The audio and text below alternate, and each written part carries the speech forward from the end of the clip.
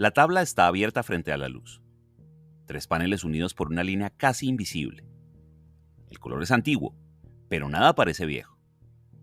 Un río atraviesa un paisaje que se curva, lleno de cuerpos desnudos que se tocan sin miedo. Más allá, una torre se inclina. Un ave humana mastica a un soldado. Un instrumento musical se transforma en instrumento de tortura. Y todo esto ocurre a la vez. El ojo no descansa. Va del agua al fuego, del placer al grito, de la risa a la deformidad. No hay centro, no hay jerarquía. Cada figura reclama atención y todas la merecen. Uno siente que no está mirando un cuadro, sino algo que está vivo. Hieronymus Bosch pintó el Jardín de las Delicias alrededor del año 1500. Era un tiempo de rezos, miedo y superstición. Los cielos eran promesa y amenaza al mismo tiempo. Pero lo que él imaginó no encajaba en ninguna misa. No hay santos, no hay milagros, solo cuerpos humanos entregados a su propio destino. No hay salvación, no hay condena, solo hay un presente que no termina. El color engaña. A primera vista hay belleza, una alegría luminosa. Y luego aparece el detalle. Los hombres dentro de conchas, los animales que comen hombres, los pájaros con ojos humanos. El paraíso y el infierno comparten la misma piel. Nada divide el bien del mal, solo cambia la intensidad de la luz. Bosch no enseña, no explica. Pinta lo que la mente teme cuando cierra los ojos. Su pincel parece moverse entre el sueño y la culpa, como si quisiera atrapar el instante en el que la razón se deshace. No hay símbolo fijo, no hay interpretación segura. Cada figura respira por su cuenta, como si el artista hubiera abierto una puerta y dejado entrar algo que no debía salir. Mirar este cuadro es entrar en un espacio donde la lógica no sirve. No se puede entender, solo recorrer. Y en ese recorrido algo cambia. El espectador deja de mirar el infierno como amenaza y empieza a reconocerlo como parte de sí. Antes del delirio hubo un orden. Bosch nació en un mundo que creía entenderse a sí mismo. Las ciudades crecían alrededor de iglesias. Los hombres trabajaban bajo la mirada de Dios y la tierra prometía alimento a cambio de obediencia. El cielo tenía jerarquías, igual que la sociedad, y todo parecía estar en su sitio. Vivía en Hertogenbosch, una ciudad rodeada de pantanos. En invierno, la niebla cubría las calles, y el humo del carbón se mezclaba con el olor de los animales. Los talleres de pintura olían a aceite y a madera, a polvo de pigmento y a grasa de linaza. El arte no era una expresión personal, era simplemente un oficio. Se pintaba para la iglesia, para los gremios, para la salvación del alma. Pero algo se movía bajo la superficie. Las pestes habían dejado cicatrices. Los sermones hablaban más del castigo que de la esperanza. El comercio traía noticias de otros mundos y nuevas tentaciones. Las imágenes religiosas empezaban a parecer insuficientes, demasiado limpias para explicar tanto miedo. Bosch creció viendo ese contraste. La vida diaria estaba llena de pequeñas supersticiones, amuletos, exorcismos, visiones. Las fronteras entre lo real y lo imaginado eran porosas. Un sueño podía ser advertencia, un dolor, castigo. El alma y el cuerpo no se separaban, uno afectaba al otro. En ese entorno la pintura era una forma de oración, pero también de observación. Bosch aprendió a mirar el mundo con la precisión de quien sospecha que cada cosa encierra un secreto. Sus santos no son perfectos, sus demonios no son lejanos. Todo está hecho de la misma materia: barro, piel, fuego, deseo. Mientras otros artistas reproducían la gloria del cielo, él empezó a observar la imperfección de la tierra. No la fe, sino la duda. No la redención, sino el intento. El mundo que lo rodeaba era demasiado complejo para ser solo un tránsito hacia el más allá. Y en ese desequilibrio, Bosch encontró su tema: la belleza del error, la fascinación por el límite. En algún momento, la fe empezó a resquebrajarse. No fue una rebelión abierta, sino más bien una sospecha. Las imágenes sagradas ya no bastaban para explicar el mundo. El dolor, la enfermedad, el deseo seguían ahí, intactos, al margen de las oraciones. Bosch debió sentir esa fisura antes que muchos. Mientras otros pintaban la perfección celestial, él empezó a mirar lo que ocurría debajo: el gesto humano, el error, la caída. En sus cuadros, los ángeles y los monstruos comparten el mismo espacio, como si ambos fueran versiones de una misma cosa. El bien y el mal dejan de ser lugares separados, se tocan. Por ejemplo, en el carro de heno, una montaña de paja se convierte en centro del mundo. Hombres, clérigos y animales se disputan un botín inútil. mientras Cristo, diminuto, observa desde el fondo. La escena es una parábola sin sermón. La salvación no desaparece, pero se aleja, como una figura que empieza a borrarse en el horizonte. El cielo, en Bosch, ya no es garantía, es ruido. Una superficie brillante que oculta algo que se descompone. Sus visiones no destruyen la fe, la muestran cansada, como si el pintor supiera que creer también puede ser una forma de delirio. La grieta en el cielo no es blasfemia, es duda. Y la duda, en tiempos de certezas, es un gesto peligroso. En lugar de obedecer el orden divino, Bosch lo observa con distancia. No lo niega, pero lo somete a la experiencia humana. Pinta lo que ve, incluso cuando lo que ve contradice lo que le enseñaron. En su taller, frente a la madera húmeda, mezcla pigmentos que parecen imposibles. Rojos que no sangran, azules que huelen a humo. Cada trazo abre un pequeño abismo entre el mundo y su explicación. Bosch no está perdido, está mirando lo que nadie se atreve a mirar. Y desde ese punto, desde esa grieta luminosa y peligrosa, empieza a nacer su lenguaje. En el centro del tríptico, la humanidad despierta. No hay sangre, no hay castigo. Solo hay cuerpos desnudos que se mueven en un jardín que parece eterno. El agua brilla, las frutas son perfectas, los animales conviven sin miedo. El mundo todavía no ha aprendido la palabra pecado. A primera vista, la escena podría parecer inocente. Hombres y mujeres juegan entre flores imposibles, cabalgan sobre pájaros gigantes, se bañan en estanques. Todo parece armonía. Pero algo en esa belleza inquieta. La abundancia es excesiva, la calma demasiado intensa. El placer, cuando no tiene límite, empieza a parecer una amenaza. Bosch no pinta la lujuria como un castigo, sino como una naturaleza. Su jardín no es perverso, es humano. Los cuerpos ni se ocultan ni se ofrecen, simplemente existen. Cada gesto es una afirmación del deseo como impulso vital. La fe aquí no desaparece, se disuelve en la piel. El ojo se detiene en los detalles.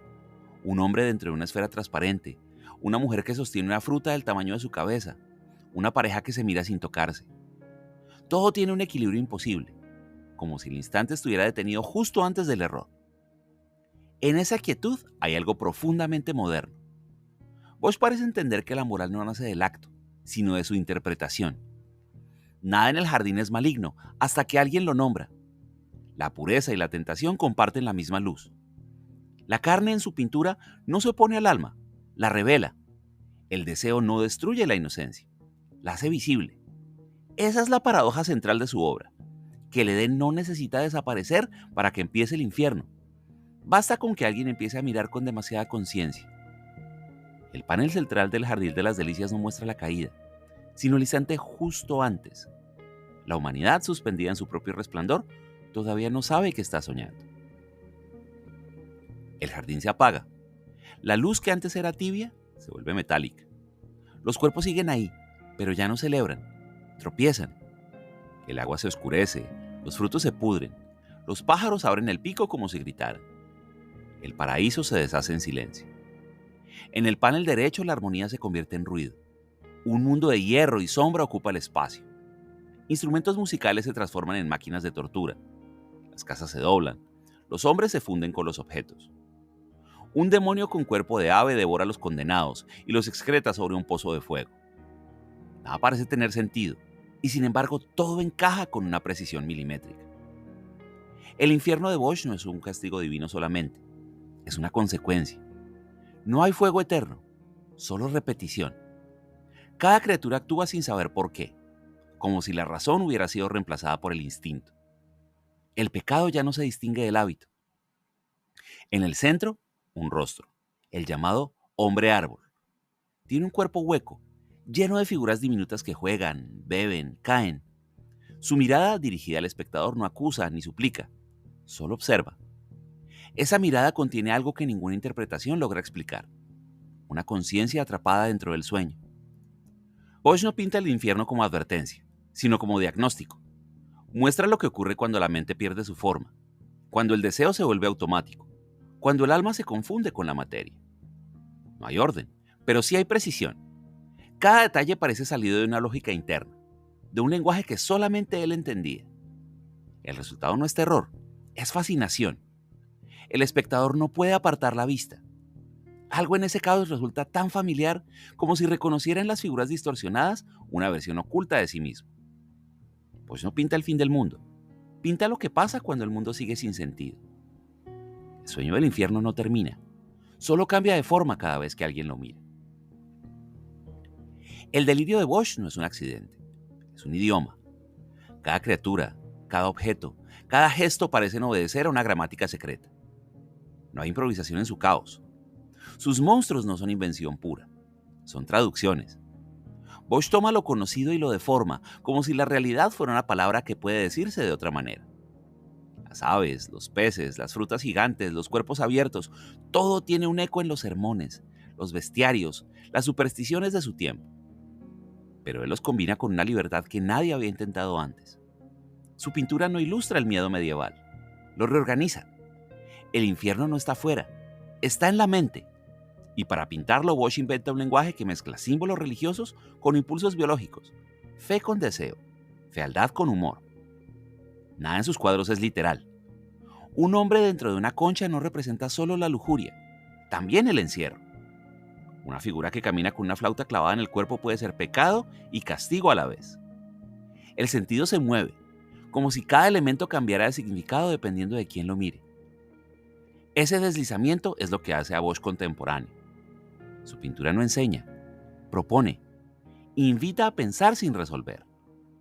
El espectador moderno acostumbrado a interpretar se enfrenta aquí a algo que resiste toda lectura fija. Es arte antes del concepto, pero con la inteligencia del símbolo. En ese sistema delirante hay precisión de arquitecto.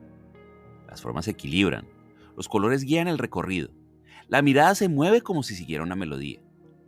Pues no necesita lógica, tiene ritmo, y en ese ritmo el absurdo se vuelve orden. Por eso su delirio no enloquece, hipnotiza, porque bajo el espanto hay estructura, y bajo la estructura, compasión. El pintor no inventa monstruos para asustar, los pinta para reconocerlos, y al nombrarlos con imágenes les da un lugar en el mundo. En los cuadros de Bosch, Dios casi no habla. Aparece, sí, pero lejos, en lo alto, diminuto, más como un testigo que como un creador. En el panel izquierdo del Jardín de las Delicias bendice la unión de Adán y Eva, pero su gesto no impone orden. Mira, simplemente. Esa distancia es nueva. En la pintura de su tiempo, la divinidad solía ocupar el centro. Aquí, en cambio, es una presencia silenciosa, casi ausente. Bosch no lo elimina, pero lo desplaza. Dios sigue ahí, pero el mundo parece funcionar sin su intervención. Los hombres y las criaturas actúan por impulso, no por mandato. El libre albedrío se vuelve visible, y con él, la responsabilidad. Es una teología sin sermón, pintada con la paciencia de un creyente que ya no encuentra respuestas, pero la sigue buscando. Su mirada no es de castigo, sino de comprensión. No hay burla en sus demonios, solo observación. Bosch parece entender que el mal no es un poder exterior, sino una forma de comportamiento, una repetición que se hereda. Sus criaturas no son condenadas, se pierden, y en esa pérdida hay algo profundamente humano. Mirar sus cuadros es sentir una vigilancia invisible, no una amenaza, sino una conciencia. Como si el pintor, al imaginar la mirada de Dios, terminara por reproducir la nuestra. Y esa es la paradoja, que la pintura parece observarnos mientras la miramos. Cada figura nos devuelve una porción de nuestra propia duda. ¿Pinta Bosch desde la fe? Probablemente sí, pero no una fe que promete, sino una que resiste. Una fe que entiende que lo divino no siempre da sentido, y que incluso la oscuridad puede formar parte de su plan. En su obra Dios no castiga, contempla. Y esa contemplación, más que consuelo, es un espejo, porque al final la mirada divina que Bosch pinta no viene del cielo, viene del hombre que observa y se atreve a ver demasiado.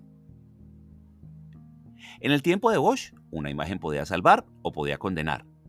Los símbolos eran territorio vigilado. La iglesia dictaba qué podía verse y cómo debía interpretarse. En ese contexto, las visiones de Bosch eran un riesgo.